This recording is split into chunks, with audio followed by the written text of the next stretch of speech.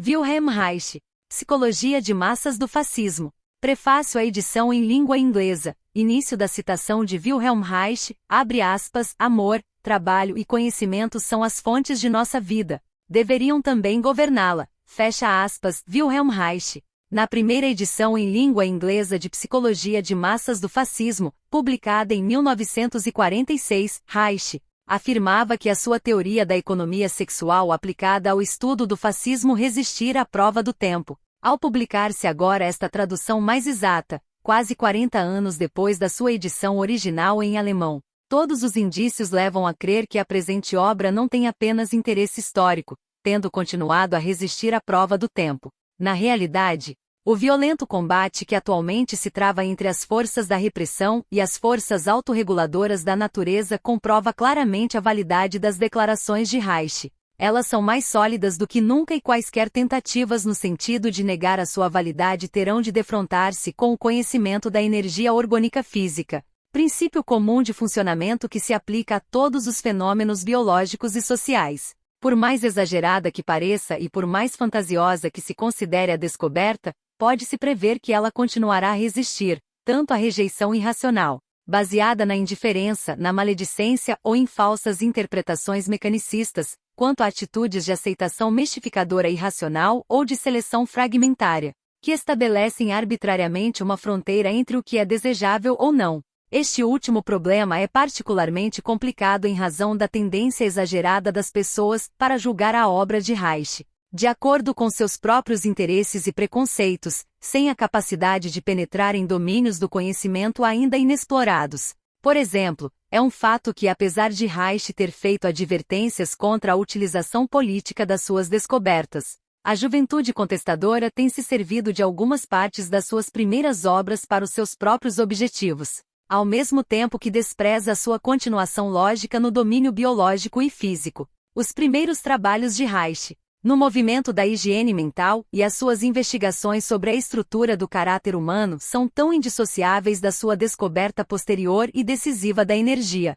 vital quanto o ser humano é indissociável da vida. Se psicologia de massas do fascismo algum dia vier a ser compreendida e utilizada de algum modo, se a vida frustrada alguma vez se libertar, e se palavras como paz e amor deixarem de ser meros chavões vazios de significado, então o funcionamento da energia vital terá de ser aceito e compreendido. Por mais que se ridicularize e se calunie a descoberta, ela não pode ser ignorada se é que o homem algum dia conhecerá as forças, até aqui misteriosas, do seu interior. Neste trabalho, Reich aplica seus conhecimentos clínicos da estrutura do caráter humano ao cenário político e social. Ele contesta veementemente a opinião de que o fascismo é a ideologia ou modo de agir de um indivíduo, de uma nacionalidade, ou ainda de qualquer grupo étnico ou político. Reich rejeita igualmente a interpretação exclusivamente socioeconômica dos ideólogos marxistas. Para Reich, o fascismo é a expressão da estrutura irracional do caráter do homem médio,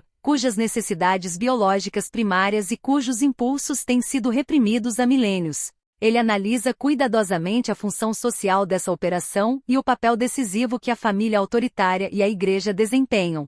Demonstra que toda e qualquer forma de misticismo organizado, como é o caso do fascismo, se baseia nos anseios orgásticos não satisfeitos das massas. Nunca será demais sublinhar a importância atual desta obra, uma vez que é a estrutura do caráter humano, responsável pelos movimentos fascistas organizados, subsiste nos nossos dias e revela-se dominante nos conflitos sociais contemporâneos. Para que algum dia se consiga superar o caos e a agonia do nosso tempo, é necessário levar em consideração. Prefácio à terceira edição em língua inglesa, corrigida e aumentada. Uma longa e árdua prática terapêutica com o caráter humano levou-me à conclusão de que, na avaliação das reações humanas, é necessário considerar 3 níveis diferentes da estrutura biopsíquica. Estes níveis da estrutura do caráter são, conforme tive ocasião de expor na minha obra Análise do Caráter, depósitos, com funcionamento próprio, do desenvolvimento social. No nível superficial da sua personalidade, o homem médio é comedido, atencioso, compassivo, responsável, consciencioso.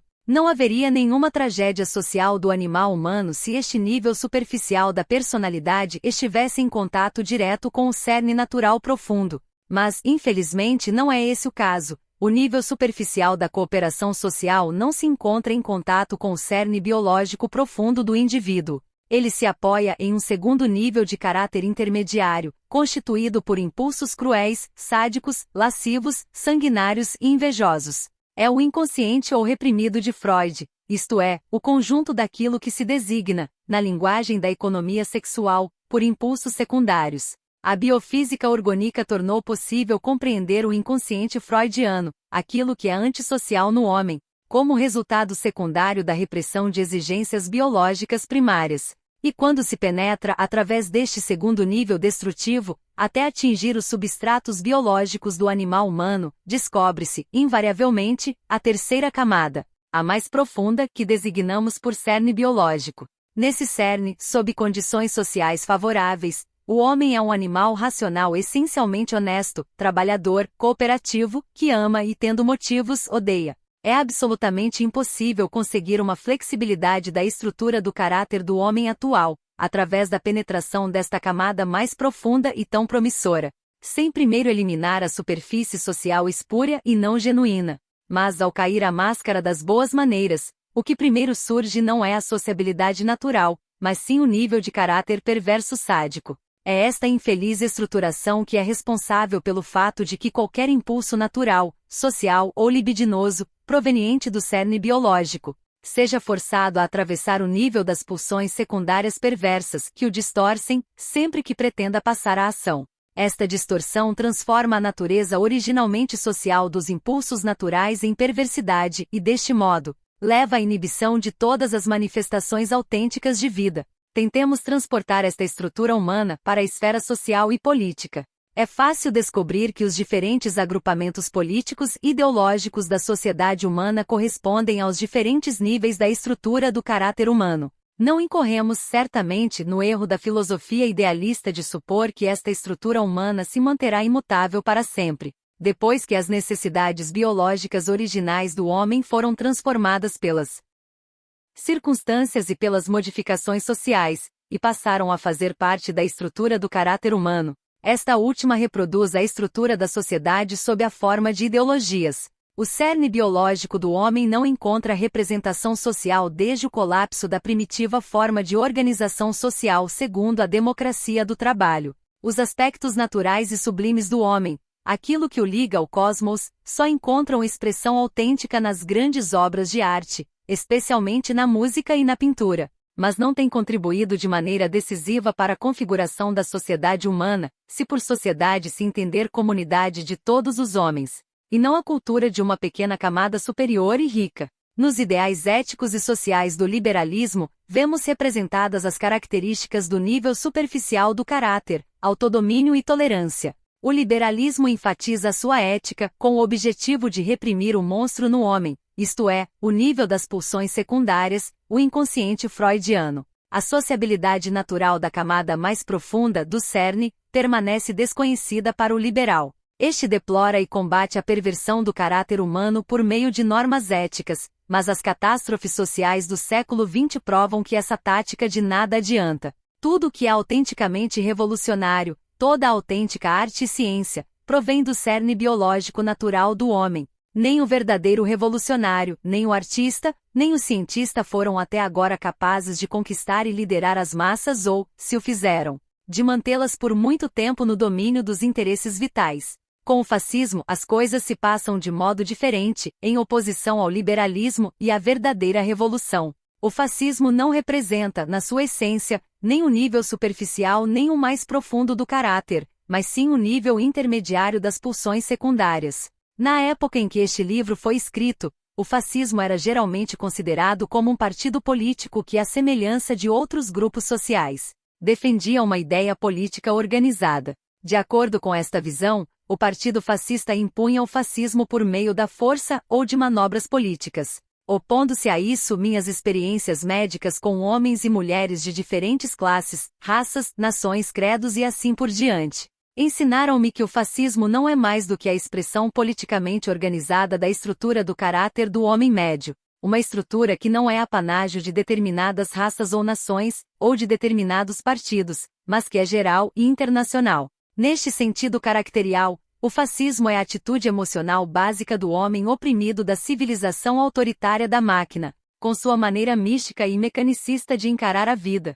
É o caráter mecanicista e místico do homem moderno que cria os partidos fascistas, e não vice-versa. O fascismo ainda hoje é considerado, devido a uma reflexão política errônea, como uma característica nacional específica dos alemães ou dos japoneses. É deste primeiro erro que decorrem todos os erros de interpretação posteriores. Em detrimento dos verdadeiros esforços pela liberdade, o fascismo foi e ainda é considerado como a ditadura de uma pequena clique reacionária. A persistência neste erro deve ser atribuída ao medo de reconhecer a situação real. O fascismo é um fenômeno internacional que permeia todos os corpos da sociedade humana de todas as nações. Esta conclusão coaduna-se com os acontecimentos internacionais dos últimos 15 anos. As minhas experiências em análise do caráter convenceram-me de que não existe um único indivíduo que não seja portador, na sua estrutura, de elementos do pensamento e do sentimento fascistas. O fascismo, como movimento político, distingue-se de outros partidos reacionários pelo fato de ser sustentado e defendido por massas humanas.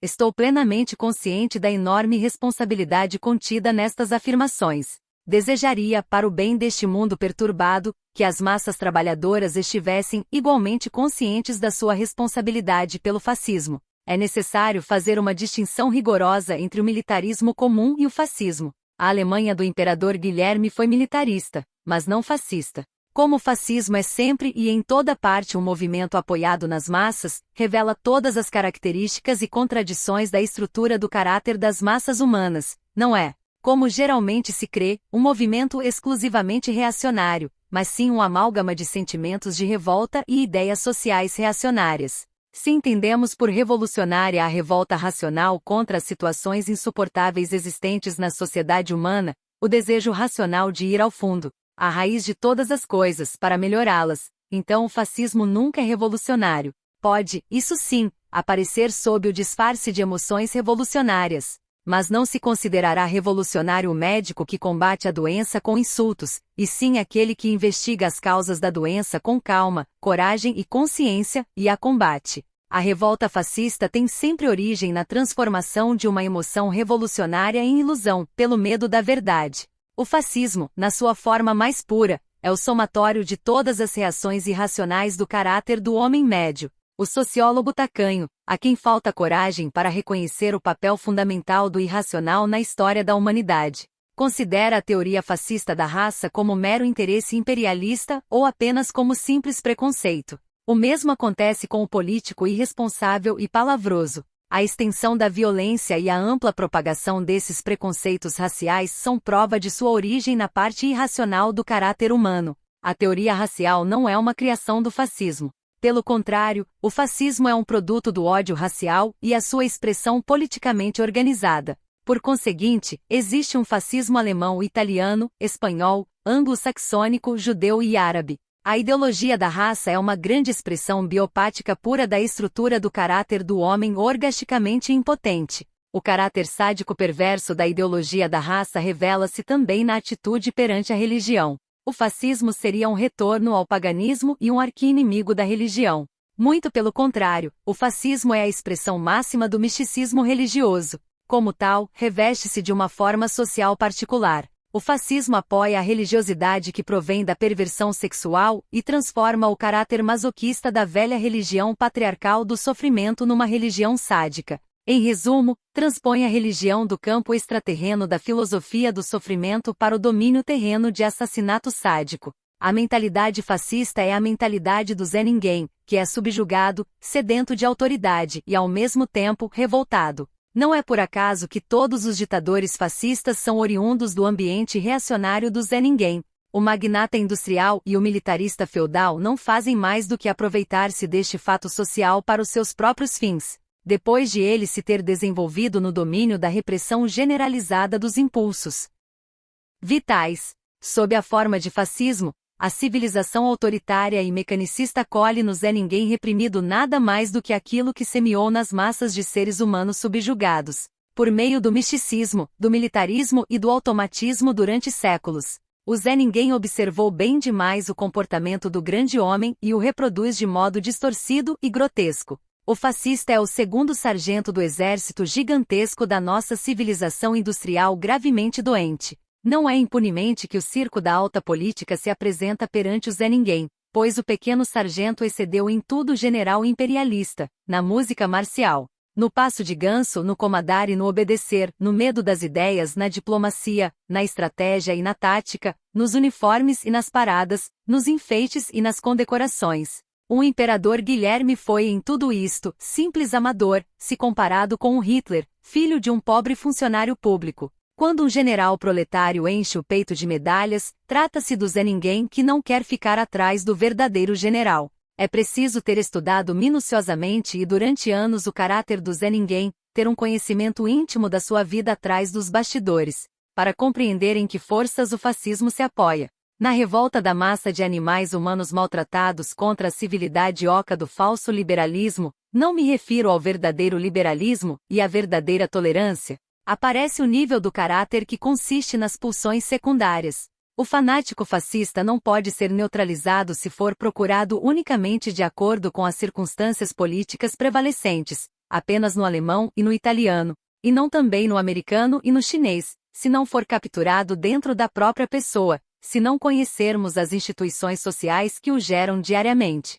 O fascismo só pode ser vencido se for enfrentado de modo objetivo e prático, com conhecimento bem fundamentado dos processos da vida. Ninguém o consegue imitar nas manobras políticas e diplomáticas e na ostentação. Mas o fascismo não tem resposta para os problemas práticos da vida porque vê tudo apenas como reflexo da ideologia ou sob a forma dos uniformes oficiais. Quando se ouve um indivíduo fascista, de qualquer tendência, insistir em apregoar a honra da nação, em vez da honra do homem, ou a salvação da sagrada família e da raça, em vez da sociedade de trabalhadores, quando o fascista procura se evidenciar recorrendo a toda espécie de chavões, pergunte-se a ele, em público, com calma e serenidade. Apenas isto: o que você faz na prática para alimentar esta nação, sem arruinar outras nações? O que você faz como médico contra as doenças crônicas, como educador pelo bem-estar das crianças, como economista contra a pobreza, como assistente social, contra o cansaço das mães de prole numerosa, como arquiteto, pela promoção da higiene habitacional? E agora, em vez da conversa fiada de costume, dê respostas concretas e práticas ou, então, cale-se. Daqui se conclui que o fascismo internacional nunca será derrotado por manobras políticas, mas sucumbirá perante a organização natural do trabalho, do amor e do conhecimento em escala internacional. Na nossa sociedade, o trabalho, o amor e o conhecimento não são ainda a força determinante da existência humana. E mais, estas grandes forças do princípio positivo da vida não estão ainda conscientes do seu poder, do seu valor insubstituível, da sua extraordinária importância para o ser social. É por isso que hoje, um ano depois da derrota militar do fascismo partidário, a sociedade humana continua à beira do precipício. A queda da nossa civilização é inevitável se os trabalhadores, os cientistas de todos os ramos vivos, e não mortos, do conhecimento e os que dão e recebem o amor natural não se conscientizarem, a tempo, da sua gigantesca responsabilidade. O impulso vital pode existir sem o fascismo, mas o fascismo não pode existir sem o impulso vital. É como um vampiro sugando um corpo vivo, impulso assassino de rédea solta, quando o amor deseja consumar-se na primavera. A liberdade humana e social, a autogestão da nossa vida e da vida dos nossos descendentes processar-se-á em paz ou na violência? Esta é uma pergunta angustiante, para a qual ninguém sabe a resposta. Mas quem compreende as funções vitais no animal, na criança recém-nascida, quem conhece o significado do trabalho dedicado, seja ele um mecânico, pesquisador ou artista, deixa de pensar por meio de conceitos que os manipuladores de partido espalharam por este mundo. O impulso vital não pode tomar o poder pela violência, pois nem saberia o que fazer com o poder. Significa esta conclusão que o impulso vital estará sempre sujeito ao gangsterismo político, será sempre sua vítima, seu mártir? Significa que o político continuará a sugar o sangue da vida para sempre? Tal conclusão seria errada. Minha função como médico é curar doenças, como investigador, é descobrir relações da natureza até aqui desconhecidas. Se me aparecesse um político qualquer pretendendo forçar-me a abandonar os meus doentes e o meu microscópio, eu não me deixaria perturbar, eu o poria na rua. Se ele não desaparecesse voluntariamente. Depende do grau de insolência do intruso, e não de mim ou do meu trabalho, eu ter que usar a força para proteger dos intrusos o meu trabalho sobre a vida. Imaginemos, agora, que todos aqueles que estão envolvidos em um trabalho vital vivo pudessem reconhecer a tempo o politiqueiro. Agiriam do mesmo modo. Este exemplo simplificado contém talvez um pouco da resposta à pergunta sobre como o impulso vital terá de se defender contra aquilo que o perturba ou destrói. Psicologia de massas do fascismo foi pensada entre 1930 e 1933, anos de crise na Alemanha. Foi escrita em 1933 e publicada em setembro de 1933, na Dinamarca, onde foi reeditada em abril de 1934. Desde então passaram-se 10 anos. Pela revelação da natureza irracional da ideologia fascista. Muitas vezes esta obra recebeu aplausos demasiado entusiastas e sem embasamento em verdadeiro conhecimento, vindos de todos os setores políticos. Aplausos esses que não levaram a nenhuma ação apropriada. Cópias do livro, às vezes sob pseudonimos, atravessaram, em grande número, as fronteiras alemãs. A obra foi acolhida com júbilo pelo movimento revolucionário ilegal na Alemanha. Durante anos, serviu como fonte de contato com o movimento antifascista alemão. Os fascistas a proibiram em 1935, juntamente com outras obras de psicologia política. Mas foi publicada parcialmente na França, na América, na Tchecoslováquia, na Escandinávia e discutida em longos artigos. Apenas os partidos socialistas, que viam tudo sob o ângulo da economia, e os funcionários assalariados do partido, que controlavam os órgãos do poder político, não lhe encontraram qualquer utilidade, até hoje. Por exemplo, dirigentes dos partidos comunistas da Dinamarca e da Noruega criticaram-na violentamente, considerando-a contra-revolucionária.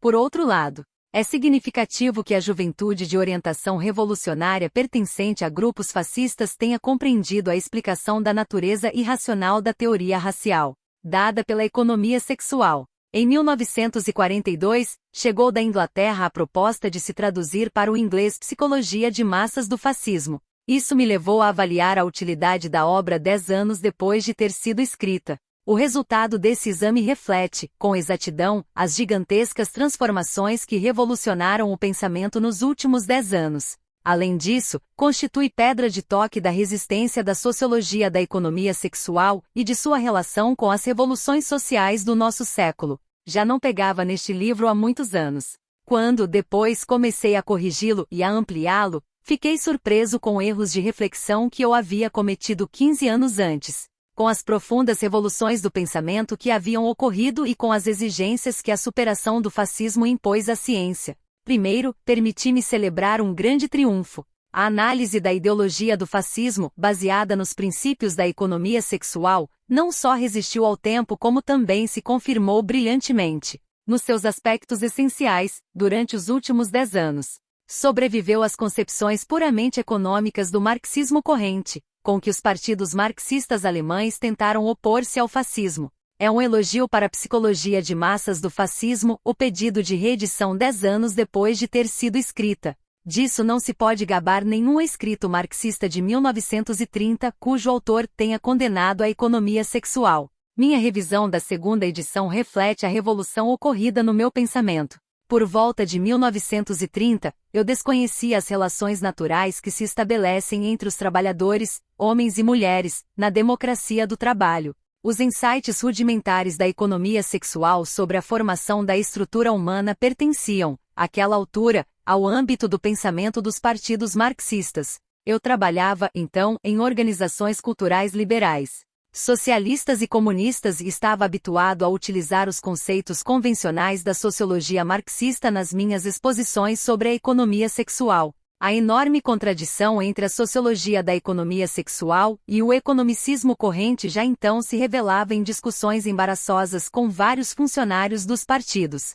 Mas, em uma época em que ainda acreditava na natureza basicamente científica dos partidos marxistas, não conseguia compreender por que motivo os membros de partidos combatiam com tanta violência as consequências sociais do meu trabalho médico exatamente ao mesmo tempo que empregados, operários, pequenos comerciantes, estudantes e outros acorriam em massa às organizações orientadas pelos princípios da economia sexual, para aí adquirirem conhecimentos sobre a vida viva. Nunca esquecerei o professor vermelho de Moscou que em 1928, foi enviado a um dos meus cursos universitários em Viena, para defender a linha do partido contra a minha. Disse, entre outras coisas, que o complexo de Édipo era uma asneira, que tal coisa não existia. 14 anos depois, os seus camaradas russos eram esmagados sob os tanques dos homens-máquina alemães, escravizados pelo Führer. Era de esperar que os partidos que afirmam lutar pela liberdade humana acolhessem com agrado as conclusões do meu trabalho político-psicológico.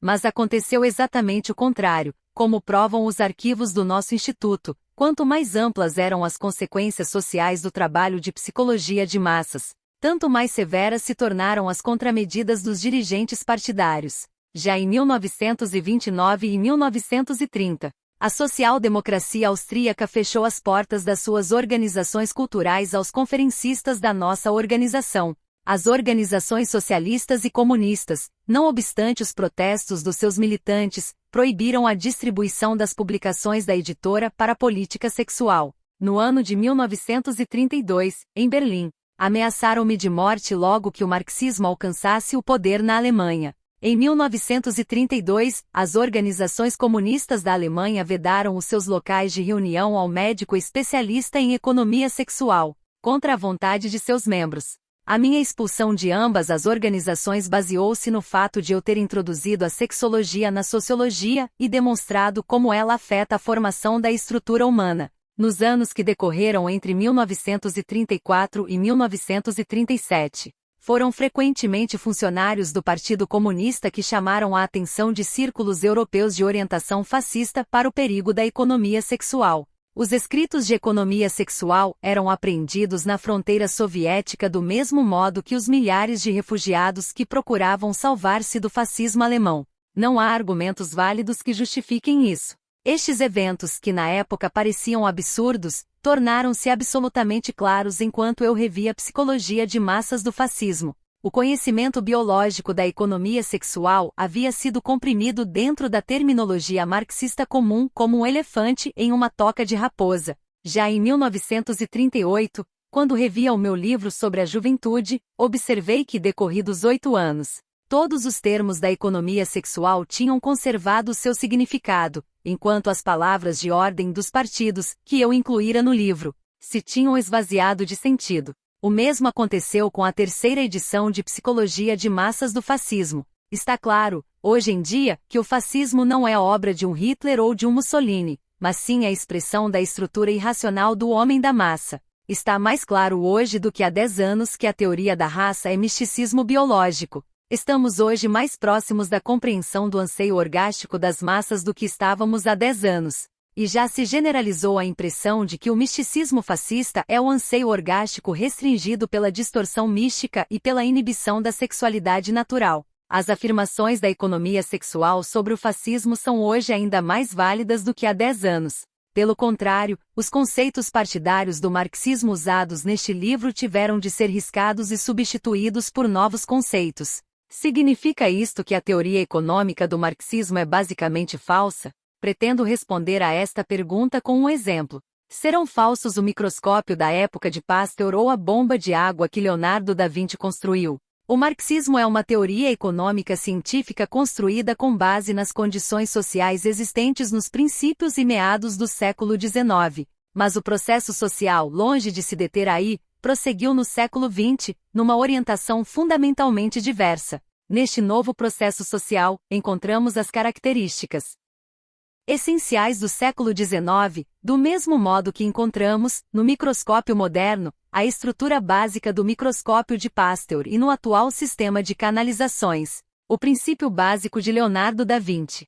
Mas, hoje, nem o microscópio de Pasteur nem a bomba de Leonardo da Vinci têm qualquer utilidade prática. Foram ultrapassados por processos e funções totalmente novos, que correspondem a novas concepções e à moderna tecnologia. Os partidos marxistas da Europa fracassaram e conheceram o declínio, não digo isso com prazer, por terem tentado enquadrar um fenômeno essencialmente novo, como é o fascismo do século XX, em conceitos apropriados ao século XIX.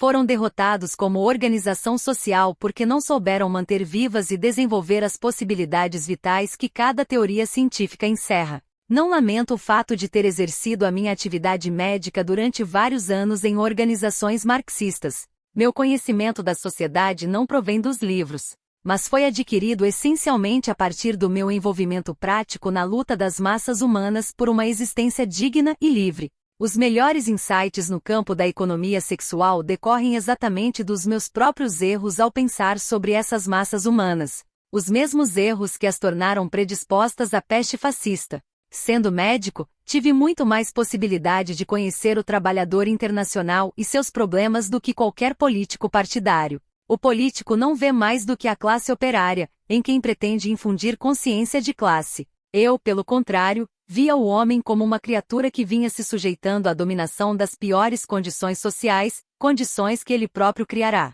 que já faziam parte integrante do seu caráter, e das quais procurava, em vão, libertar-se. O abismo que separa a visão puramente econômica da visão biosociológica é intransponível. A teoria do homem de classes opunha-se à natureza irracional da sociedade do animal-homem. Hoje é do conhecimento geral que as ideias econômicas marxistas penetraram no pensamento do homem moderno, influenciando-o em maior ou menor grau, frequentemente sem que os economistas e sociólogos em questão tenham consciência da origem de suas ideias. Conceitos como classe, lucro, exploração, luta de classes, mercadoria e mais-valia tornaram-se senso comum. Por tudo isso, não existe hoje um único partido que se possa considerar herdeiro e representante vivo do patrimônio científico do marxismo, quando se trata de fatos reais do desenvolvimento sociológico e não de meros chavões que já não correspondem ao seu conteúdo original. Entre 1937 e 1939, desenvolveu-se sob o enfoque da economia sexual o conceito novo de democracia do trabalho.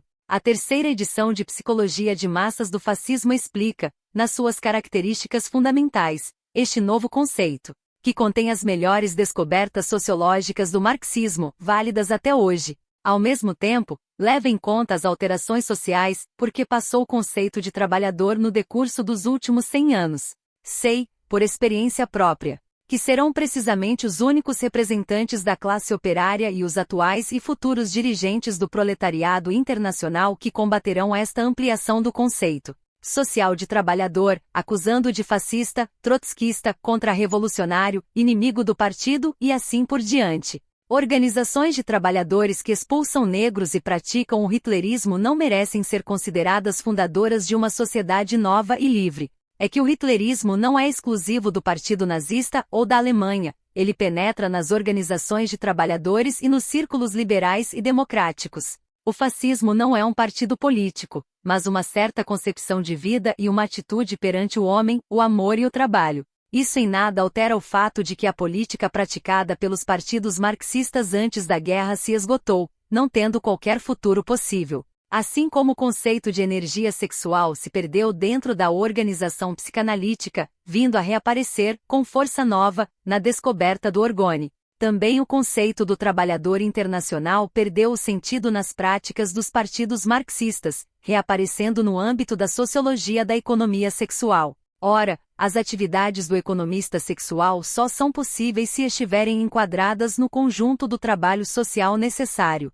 Não é possível exercê-las no âmbito da vida vazia de trabalho, reacionária e mistificadora. A sociologia baseada na economia sexual nasceu das tentativas de harmonizar a psicologia profunda de Freud com a teoria econômica de Marx. A existência humana é determinada tanto pelos processos instintivos quanto pelos processos socioeconômicos. Mas as tentativas ecléticas de reunir, arbitrariamente, instinto e economia devem ser rejeitadas. A sociologia baseada na economia sexual resolve a contradição que levou a psicanálise a esquecer o fator social e o marxismo a esquecer a origem animal do homem. Como já disse em outra ocasião, a psicanálise é a mãe da economia sexual e a sociologia é o pai. Mas um filho é mais do que a soma de seus pais.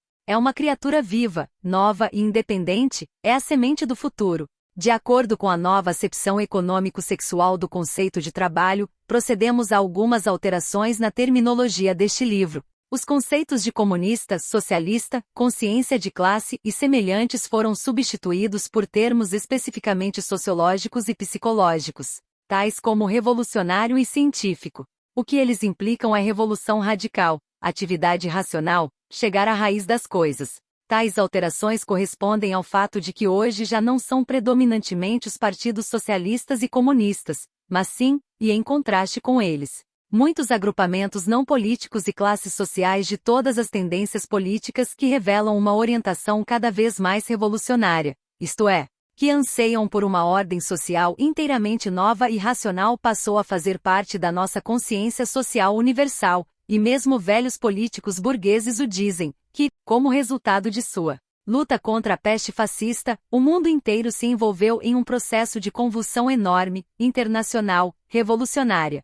As palavras proletário e proletariado foram cunhadas há mais de 100 anos para designar uma classe social destituída de direitos e mergulhada na miséria.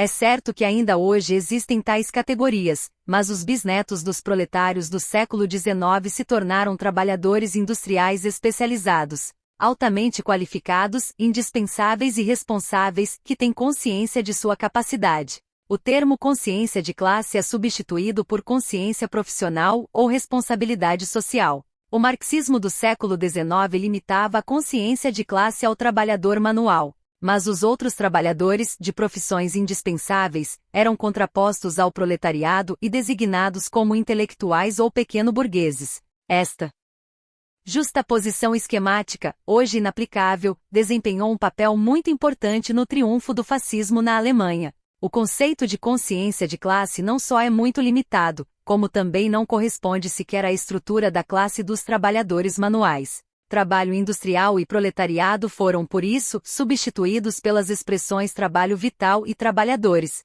Estes dois conceitos abrangem todos aqueles que realizam um trabalho vital para a existência da sociedade. Além dos trabalhadores industriais, esses conceitos incluem também médicos, professores, técnicos, escritores, administradores sociais, agricultores, cientistas e outros. Esta nova concepção vem preencher uma lacuna que contribuiu largamente para a atomização da sociedade humana trabalhadora e, consequentemente, levou ao fascismo tanto preto quanto vermelho. A psicologia marxista, desconhecendo a psicologia de massas, opôs o burguês ao proletário. Isso é psicologicamente errado. A estrutura do caráter não se limita aos capitalistas, atinge igualmente os trabalhadores de todas as profissões. Há capitalistas liberais e trabalhadores reacionários. O caráter não conhece distinções de classe. Por isso, os conceitos puramente econômicos de burguesia e proletariado foram substituídos pelos conceitos de reacionário e revolucionário ou libertário, que se referem ao caráter do homem e não à sua classe social. Esta alteração foi forçada pela peste fascista. O materialismo dialético, cujos princípios foram desenvolvidos por Engels no Anti-Düren, transforma-se em funcionalismo energético. Este progresso foi possibilitado pela descoberta da energia biológica, o orgone, entre 1936 e 1938. A sociologia e a psicologia adquiriram, assim, uma sólida base biológica, o que não pôde deixar de exercer influência sobre o pensamento. E com a evolução do pensamento, os velhos conceitos modificaram-se, aparecendo novos conceitos para substituí-los. Assim, o termo marxista consciência foi substituído por estrutura dinâmica, necessidade por processos instintivos orgonóticos, tradição por rigidez biológica e caracteriológica, e assim por diante. O conceito de iniciativa privada, na acepção do marxismo corrente, foi mal interpretado pela irracionalidade humana, como se o desenvolvimento liberal da sociedade significasse a abolição de toda propriedade privada. Isto foi, evidentemente, aproveitado pela reação política. Ora, desenvolvimento social e liberdade individual nada tem a ver com a chamada abolição da propriedade privada. O conceito marxista de propriedade privada referia-se exclusivamente à propriedade privada dos meios sociais de produção, isto é, aqueles que determinam o curso geral da sociedade, estradas de ferro, centrais hidráulicas e elétricas, minas de carvão e similares.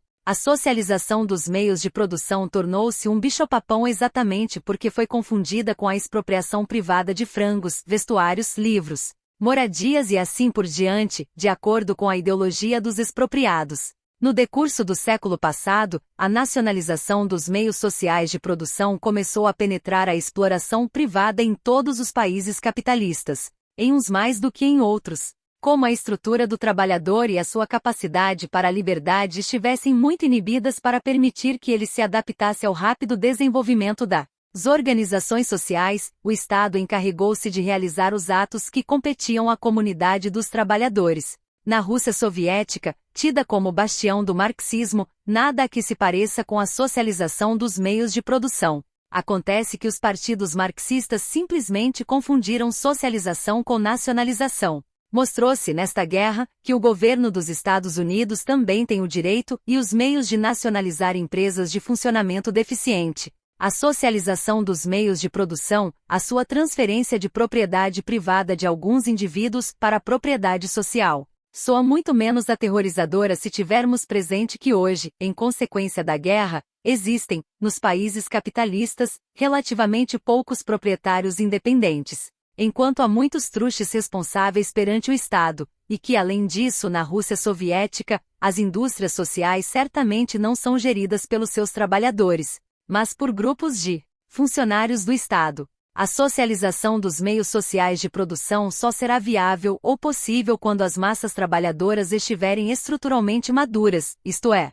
conscientes de sua responsabilidade para os gerir. Atualmente as massas, na sua esmagadora maioria, não estão nem dispostas nem maduras para fazê-lo. E mais, uma socialização de grandes indústrias, no sentido de que passem a ser geridas apenas pelos seus trabalhadores manuais, excluindo do processo os técnicos, engenheiros, diretores, administradores, distribuidores e outros, é sociológica e economicamente absurda. Essa concepção é hoje rejeitada pelos próprios operários. Se assim não fosse, os partidos marxistas há muito teriam conquistado o poder. Esta é a principal explicação sociológica do fato de a iniciativa privada do século XIX estar se voltando, cada vez mais, para uma economia planificada, em moldes de capitalismo de Estado. Deve-se afirmar claramente que também na Rússia soviética não existe socialismo de Estado, mas sim um rígido capitalismo de Estado, no sentido rigorosamente marxista da palavra. Segundo Marx, a condição social do capitalismo não se origina, como acreditam os marxistas comuns, a partir da existência de capitalistas individuais,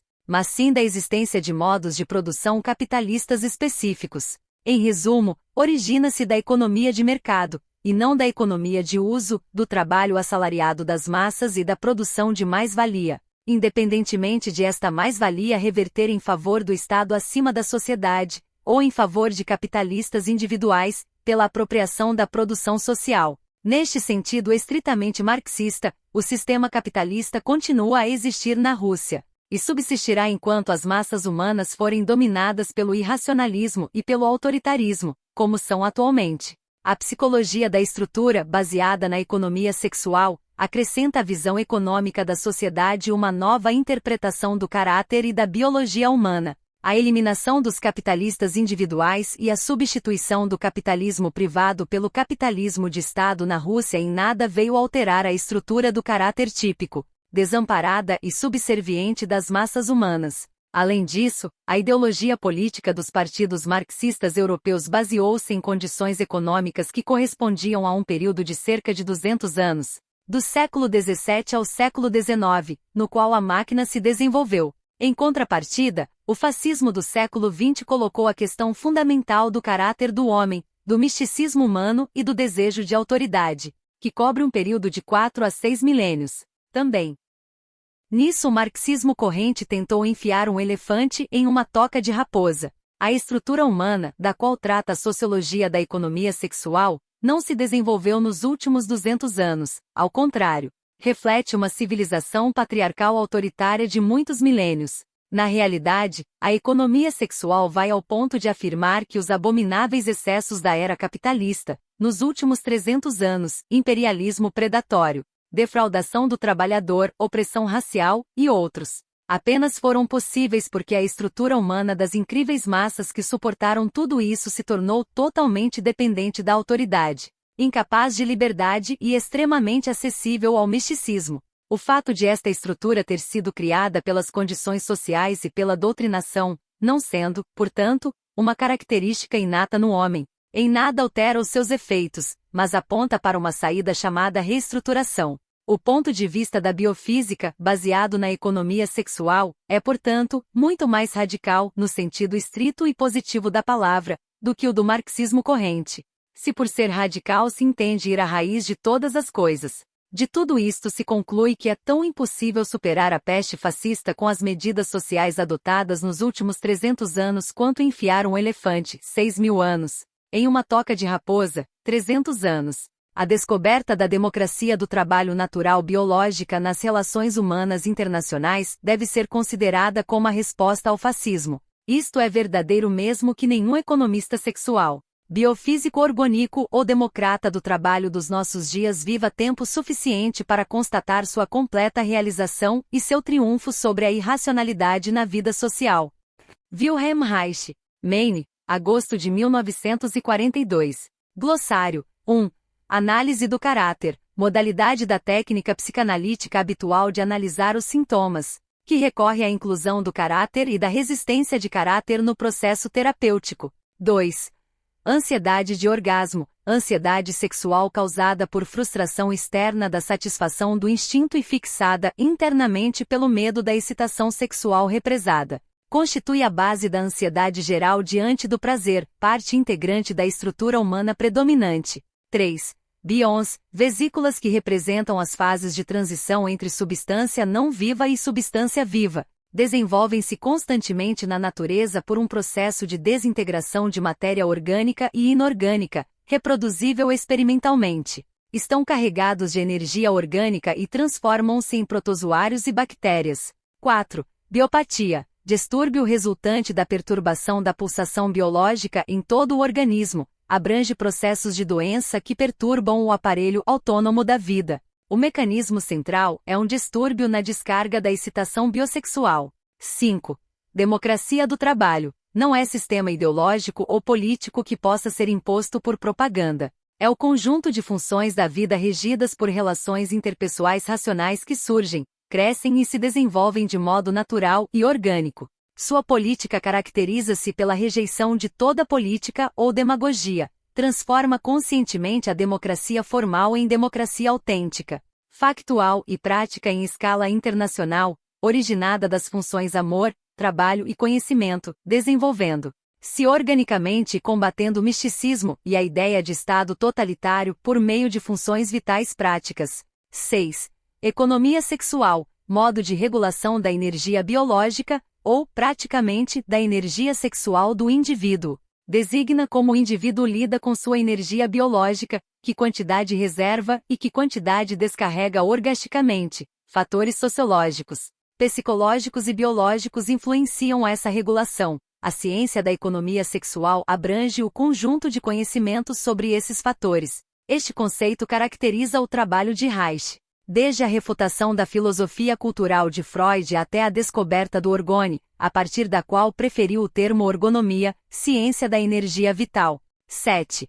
Energia orgônica, energia cósmica primordial presente em tudo e observável visualmente, termicamente, eletroscopicamente e por meio de contadores Geiger-Miller, no organismo vivo, bioenergia ou energia vital, descoberta por Wilhelm Reich entre 1936 e 1940. 8. Estrutura do caráter, estrutura típica de um indivíduo, sua maneira estereotipada de agir e reagir. O conceito orgonômico de caráter é funcional e biológico, e não estático, psicológico ou moralista. 9. Funcionalismo orgonômico, também chamado energético, técnica de pensamento funcional que dirige a investigação orgânica, clínica e experimental. Seu princípio básico é a identidade de variantes no princípio comum de funcionamento. Desenvolveu-se nas investigações sobre a formação do caráter humano e levou à descoberta da energia orgânica funcional no organismo e no cosmos, refletindo corretamente os processos básicos naturais, vivos e não vivos.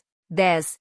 Impotência orgástica, falta de potência orgástica, isto é, incapacidade de entrega total à convulsão involuntária do organismo e de descarga completa da excitação no auge do abraço genital. É característica significativa do homem médio da nossa época e pelo represamento da energia biológica no organismo. Fornece fonte de energia para sintomas de biopatia e irracionalidades sociais de toda espécie. 11. Política sexual. Aplicação prática, em massa, dos conceitos de economia sexual no cenário social. Trabalho realizado entre 1927 e 1933, na Áustria e na Alemanha. no seio dos movimentos revolucionários pela liberdade e de higiene mental. 12. CESPOL, nome da organização alemã responsável pelas atividades de política sexual de massas. 13. Vegetoterapia, com a descoberta da couraça muscular. O processo terapêutico da análise do caráter modificou-se para libertar energias vegetativas reprimidas, restabelecendo a capacidade de motilidade biofísica do paciente. A combinação da análise do caráter com a vegetoterapia é conhecida como vegetoterapia analítica do caráter. Mais tarde, a descoberta da energia orgânica no organismo e a concentração da energia orgânica atmosférica por meio de um acumulador tornaram necessário que a vegetoterapia analítica do caráter continuasse a desenvolver-se, incluindo a terapia orgânica biofísica.